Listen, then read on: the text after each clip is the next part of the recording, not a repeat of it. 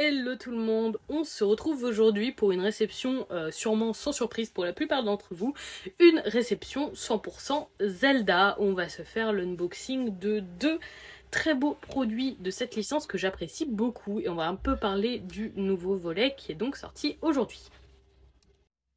On commence donc avec la grosse édition collector de The Legend of Zelda Tears of the Kingdom, donc le nouveau Zelda qui est sorti aujourd'hui. En dessous du fourreau, on a donc cette très jolie boîte. Franchement, cette édition collector est très qualitative, très lourde également. On retrouve le petit motif qu'on retrouvera de partout dans Tears of the Kingdom. Et ici, une très belle fresque. Franchement, il y a un peu une inspiration que je dirais égyptienne là-dessus. C'est très joli et on va découvrir le contenu ensemble, même si je pense que vous l'avez déjà peut-être un peu vu aujourd'hui sur les réseaux vu qu'on est assailli de Zelda. On parlera du jeu à la fin, je vous le montre comme rapidement et je vous dirai ce que j'en pense, en tout cas à première vue.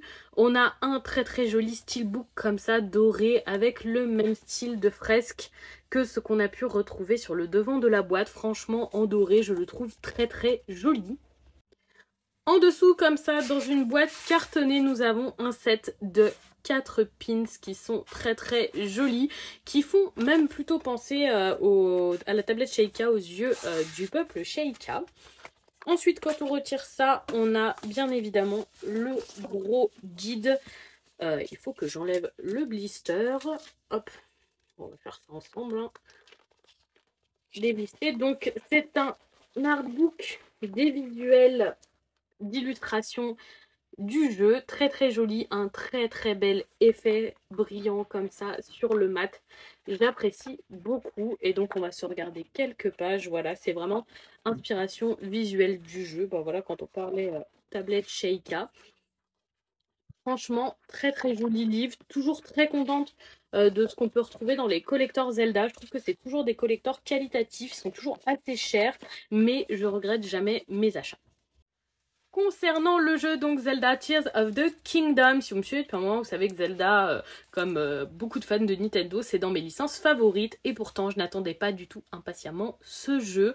Je n'ai pas vraiment apprécié Breath of the Wild. C'est d'ailleurs dans les moins bons Zelda que j'ai fait. J'en ai fait la grande majorité. Et j'ai trouvé Breath of the Wild vraiment pas exceptionnel. J'ai tout simplement pas accroché. La licence a beaucoup changé et pas dans un sens qui me plaît. Je comprends que ça puisse plaire à certaines personnes, surtout aux nouveaux qui découvrent la licence et qui ont découvert la licence avec ce jeu, mais c'est vrai que pour les anciens, on est plusieurs à préférer les anciens volets, même si ce n'est pas une vérité absolue et certains ont beaucoup aimé Breath of the Wild. Malgré tout, je ferai celui-ci, mais il n'y a aucune notion d'urgence. Là, j'ai presque fini le jeu que je fais en ce moment. Il s'agit d'Oblets. Je pense pas attaquer Zelda juste après. Je pense faire d'autres jeux qui sont dans ma pile de jeux à faire. Mais à terme, je le ferai quand même, bien évidemment. Je viens de voir que j'avais oublié de déballer au fond de la boîte ce joli... comment appeler ça ? Poster métallique, c'est un peu comme la marque que vous devez tous connaître à force de voir des pubs sur YouTube, Displate. Voilà, conclusion sur ce collector, très beau, un peu cher pour ce que c'est, franchement 150 € pour ça, alors qu'on pourrait avoir quand même un collector avec une figurine pour le même prix. C'est sympa, mais on sent que c'est Zelda et que c'est de l'argent facile, entre guillemets. Ça aurait quand même pu être un peu mieux, mais ça reste un très beau collector, très chouette, avec de jolis goodies.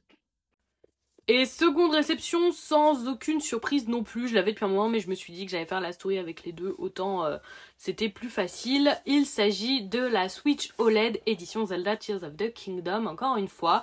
Donc pour ma part, 3e Switch OLED après la Splatoon et la Pokémon Écarlate et Violette, et 10e Switch dans ma collection. Elle est vraiment très jolie.